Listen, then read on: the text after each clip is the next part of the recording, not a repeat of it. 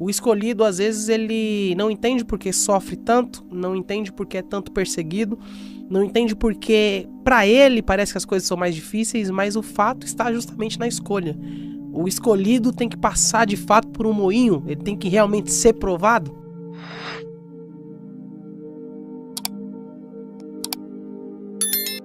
Com toda certeza, até porque mesmo quando ele é escolhido por um propósito. Então a própria vida dele vai ser a mensagem, a própria vida dele vai ser a missão, né?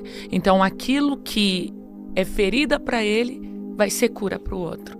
Aquilo que é machucado nele vai ser história de superação para o outro, porque ele também vai superar, né? E isso é tão forte que a Bíblia vai dizer que foi pelas pisaduras de Jesus que nós somos sarados. Sim. Né? Então pelas feridas de Jesus nós somos sarados. Sim. Então tem pessoas que estão nos assistindo que ela foi ferida, só que o ferimento dela hoje se tornou uma cicatriz. Sim. E hoje ela consegue curar outras pessoas. Então por isso que às vezes para ela é mais difícil, é mais desafiador. Mas por quê? Porque quando ela contar a história dela, outras pessoas vão poder olhar e dizer: se ela conseguiu, eu também consegui. Uau! E dentro desse ponto tem, por exemplo, algo que muitas pessoas falam: poxa, por que eu sou tão... as pessoas me humilham tanto? Por que eu sou tão humilhado? Qual é a maior verdade, por exemplo, acerca da humilhação? Porque a Bíblia, ela tem alguns polos, né? Ela diz que aquele que se a si mesmo se humilhar, Deus o exaltará. E também diz que os humilhados serão exaltados. O quanto a humilhação ela pode sinalizar algo positivo no meu destino, algo positivo no meu propósito? Quando eu transformo ela em graça. Quando eu transformo ela em favor. Quando eu transformo ela em um veículo para o nome do Senhor ser glorificado. Então, primeiro, a gente tem que entender o seguinte: quem humilha é porque não entendeu o propósito de Deus na nossa vida, ou muitas das vezes entendeu, mas se sente ameaçado. Meu Deus. Porque você sabe que o inimigo, ele conhece o nosso potencial, né? Nós estamos diante de uma pessoa aqui, que é você, Yang, que é uma pessoa que consegue visualizar pela visão tanto racional como pela visão espiritual as pessoas que têm um potencial. Fato é que nós temos a margem de erro aí, que é normal, mas você é uma pessoa que você consegue identificar: olha, isso daqui vai dar certo. Quantas vezes, né, você já foi usado aí por Deus, na sua sabedoria, para nos impulsionar. Só que tem pessoas que ela é que nem você, só que pro lado negativo. Por quê? Porque ela consegue visualizar o potencial no outro, né? A potencialização que o outro possui, só que ela se vê aquilo como uma ameaça. Ela se vê aquilo como uma intimidação. E aí o que ela faz? Em vez dela permitir com que o outro avança, porque o campo ele é grande, né? Mas poucos são os ceifeiros, poucos são os trabalhadores, ela faz com que aquele que poderia ser útil ser inútil. Então aí que entra a humilhação. Por isso que quem é humilhado, na maioria das vezes, se sente rejeitado. Ele se sente cabisbaixo, ele se sente sem potencial. Por quê? Porque essa pessoa, ela entrou numa via de alguém que reconhece o que ela carrega, mas não aceita o que ela carrega. Meu Deus. Então tem gente que reconhece o que o outro carrega, mas não quer aceitar. Então tem gente que ela reconhece o seu trabalho, reconhece o seu potencial, reconhece o seu esforço, reconhece o seu serviço, mas ela não aceita. E quando que eu aceito o que o outro faz, o que o outro é? Quando eu enalteço, quando eu honro, quando eu menciono. Então, quando eu penso a história de Davi, Saul persegue Davi porque as mulheres estão cantando. Saul matou milhares, mas Davi matou 10 mil milhares. Você está entendendo? Yes. Então, isso é a Bíblia que diz, não é eu. E despertou em seu coração a inveja. E a inveja ela é algo perigoso, porque com o invejoso você não pode lutar, com o invejoso você tem que fugir. Com o invejoso você não pode lutar. Não, você foge. Você tem que fugir. Por quê? Porque o invejoso, ainda que você tenta ser amigo dele, o único intuito dele é de te destruir. Meu Deus. Deus. Porque ele não aceita Sim. o lugar aonde Deus te colocou. É o que aconteceu com Saul. Saul não aceitou o lugar que Deus colocou o Davi. E o pior não é só Deus nos colocar, é as pessoas testificar.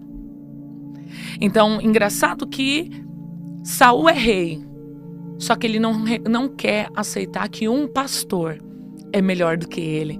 Então, um pastor é como se fosse um camponês, né? Então, nós estamos falando de alguém camponês, alguém da plebeia, sendo agora um potencial e alguém que está na realeza, se vê intimidado, ameaçado. Só que isso se dá pela vaidade do seu coração, né? Ele se achou autossuficiente a tal ponto de não precisar de Deus quando ele apresenta o sacrifício, por não esperar Samuel chegar. Então, às vezes, existem atrasos na nossa vida que Deus permite algumas promessas atrasar somente para revelar o que está dentro do nosso coração. O atraso na vida de Saul revelou a autossuficiência que existia dentro dele. Então, ele se sentia tão bom quanto a ponto dele exercer um ofício que só era do sacerdote, né? Ele era rei, mas não era sacerdote. Ele era rei, mas ele não era determinado para aquela função. E isso impede. Por quê? Porque o mundo espiritual ele é estabelecido por legalidade. Uma vez que você é posto numa patente, você tem que ficar naquela patente. Ainda que chegue uma intimidação por uma patente maior, por mais que os seus feitos são maiores, você não pode combater aquela patente. Porque ainda que Saul era invejoso, ele não poderia receber a afronta de Davi, porque Davi ainda não era rei por ofício, só por unção. Por ofício é só quando ele toma Jebus e Jebus reconhece ele como rei. Até porque mesmo depois Jebus se torna Jerusalém. Sim. Mas até então ele não é reconhecido. Ele só é confirmado pelos céus. Sim. Então, existem coisas que a gente precisa ser reconhecido na terra, para que a gente tenha habilitação para entrar em geografias. Então, o problema do invejoso, Yang, é que ele sempre vai querer ver você destruído. Ele sempre vai querer você na lama. O invejoso, ele tem prazer de chorar com você, mas ele não tem satisfação de se alegrar com você. O invejoso quer te destruir a todo custo, não importa o que você faça. Então, para ele é um prato cheio te ver mal. É um prato cheio para ele te ver triste, ver você postando que você está desanimado, que você não está bem. Fato é que as pessoas também precisam ver um pouco da nossa humanidade, né? Pedro, Tiago e João viram a humanidade de Jesus, mas Tomé não viu. Judas também não viu. Judas não viu a humanidade de Jesus. Mas Pedro e João viu. O erro de algumas pessoas é elas quererem mostrar a sua humanidade para quem não pode visualizar. Meu Deus. Mostrar a sua humanidade para quem não pode visualizar. Não pode. Porque a sua humanidade, para quem não pode visualizar, se torna uma arma de contra-ataque. Se torna algo contra você mesmo que faz parte de você. Então tem muita gente se fechando numa bolha, tem muita gente se trancando em um lugar por conta de se mostrar quem ela é de fato. Só que eu vou te dizer uma coisa, foi a humanidade de Jesus que nos conectou com o Pai. Uau! Foi a humanidade de Jesus que nos conectou com Deus. Né? Deus. Por quê? Porque ele sentiu fome, ele sentiu sede, ele sentiu cansaço, né? Ele sentiu fraqueza, a tal ponto de um soldado romano chama um homem cujo nome é Simão Cirineu e ele vem e ele carrega a cruz de Jesus. Então você sabe que a sua necessidade, ela se torna uma oportunidade para mim ser abençoado. Porque até então a necessidade de Jesus era de carregar a cruz. Sim. Só que o Simão Cirineu, a oportunidade dele era de ser salvo. E essa foi a chance. Então tem pessoas que elas vão nos ajudar, mas é elas que vão estar sendo ajudadas. Então às vezes a gente precisa dessa sensibilidade de saber o que o outro está passando. Porque você tem ideia, depois ele conseguir pensar que ele ajudou o próprio Deus encarnado. Como quem está em casa nos assistindo agora, nos ouvindo, pode pensar que um mero mortal ajudou um Deus encarnado a carregar uma cruz que seria o instrumento de libertação para toda a humanidade? Como?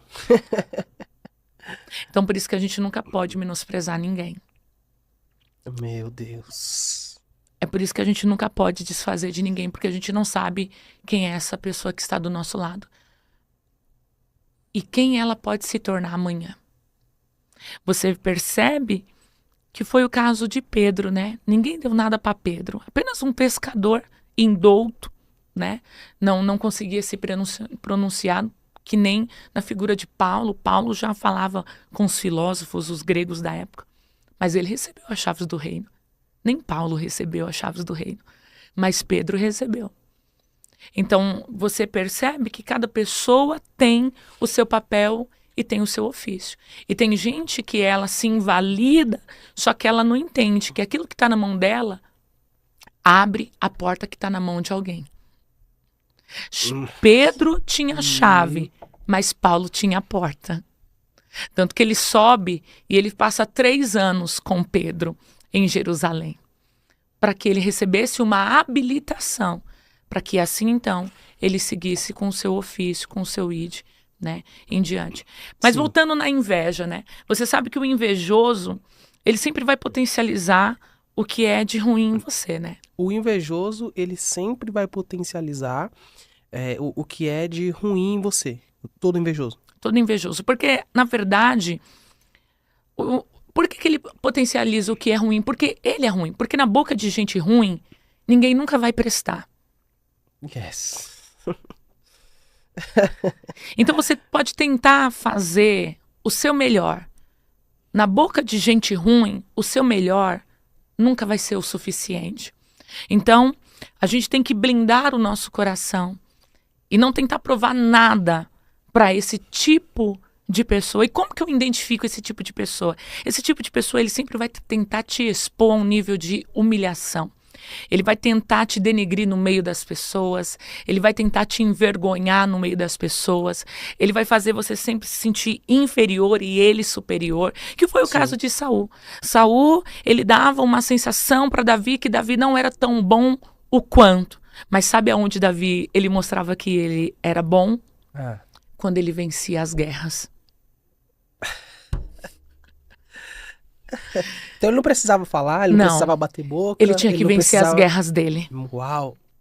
Então tem pessoas, Yang, que ela só vai conseguir responder para as vozes contrárias que estão lutando para que ela fique na sarjeta, caída, quando ela vence as guerras dela. Quando ela vence as guerras dela. Meu Deus. Ó, até quero te fazer uma pergunta. Dentro desse contexto de inveja, que eu achei muito interessante que você falou, né? O perfil do invejoso. Parece que o invejoso, ele é um perfil, ele é um tipo de gente que tem um vício, tem apenas um único vício.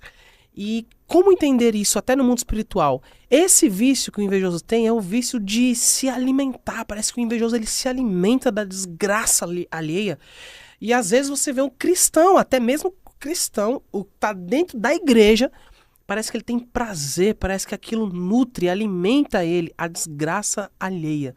O quanto é prejudicial o invejoso, o quanto pode ser prejudicial o invejoso na vida de alguém, uma oração ao contrário na vida de alguém? É tão interessante isso que o invejoso ele tem falta de algo. E o que é? Identidade. Então, quando ele não tem identidade, ele não sabe quem ele é, ele sempre vai tentar buscar no outro o que ele é. Só que ele nunca vai querer reconhecer isso. Só que quando ele começa a ver que ele precisa se posicionar, ele muda a postura dele, se posicionando em cima das suas dores. Então é um sentimento de satisfação. Então quando você tá mal, quando você não tá bem, ele fala, tá vendo? Mas eu sou diferente nessa situação. Eu, no lugar dele, eu me comportaria dessa maneira. Porque eu, no lugar dele, faria desse jeito. Eu jamais me comportaria dessa forma. Mas você já percebeu que o invejoso, ele não tem falha? O invejoso não tem falha. Não, porque ele não se mostra quem ele é de fato. Porque todo invejoso, ele é falso. Ele tem dupla personalidade. Yeah. Todo invejoso é falso. Ele tem dupla personalidade, ele tem dualidade de facetas. Ele é uma coisa na sua frente, mas nas suas costas ele é outra. Ele diz que torce por você, mas o torcer dele é uma energia totalmente contrária. Ele te abraça. Eu poderia dizer que a figura do invejoso é de um urso. A figura do invejoso é de um urso. Porque ele te abraça, mas ele te mata no abraço. Nossa. Como que eu sei que eu estou com um invejoso? Boa. Como identificar que existe um invejoso na minha mesa, ou como identificar que a minha vida está sendo atacada por inveja? Quando ele coloca em dúvida quem eu sou diante de Deus. Meu Deus. Começou, hein? Tô pegando. Tá entendendo? Sim. Isso é muito importante. Ele coloca em dúvida no que eu sou em Deus. Meu Deus. Depois, ele sempre vai diminuir as minhas conquistas, né? E ele sempre vai se comparar. Ele sempre vai entrar na comparação com a competição. Então, se você tem um copo, ele também vai ter um copo.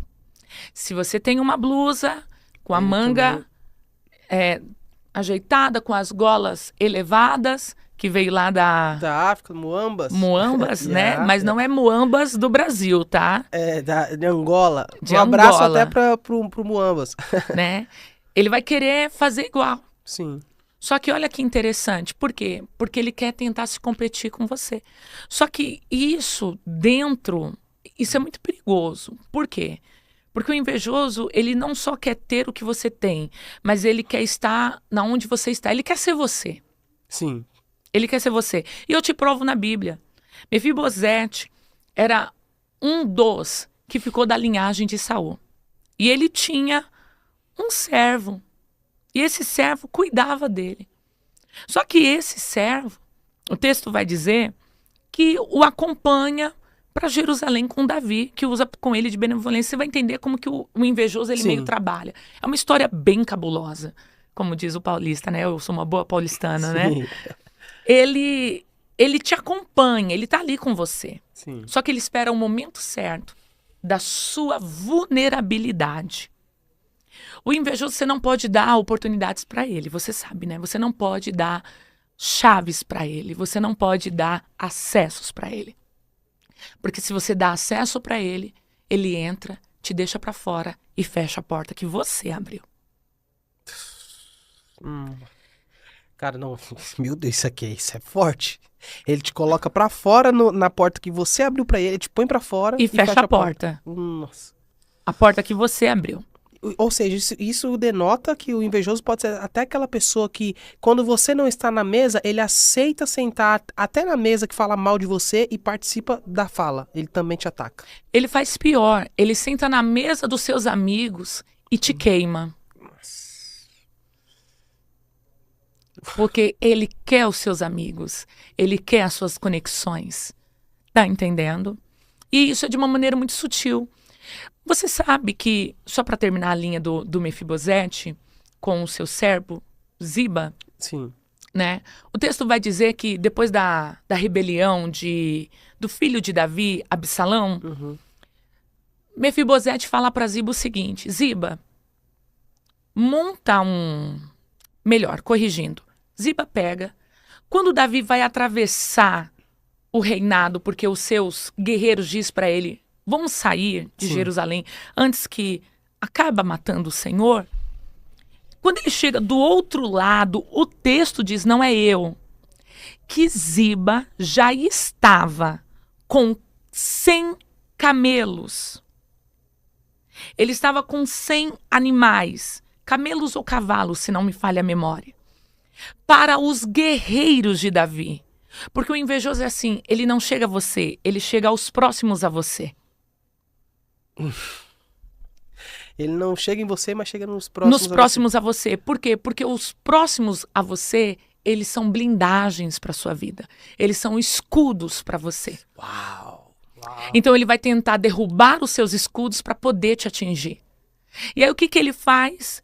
Ele prepara. Quando ele chega, Davi chega e vê todos aqueles animais para os seus guerreiros, né? Ele diz, olha, eu preparei tudo isso daqui para você. E Davi pergunta, mas cadê Mefibosete? E o texto vai dizer, Mefibosete preferiu ficar com o rei de Israel, Absalão.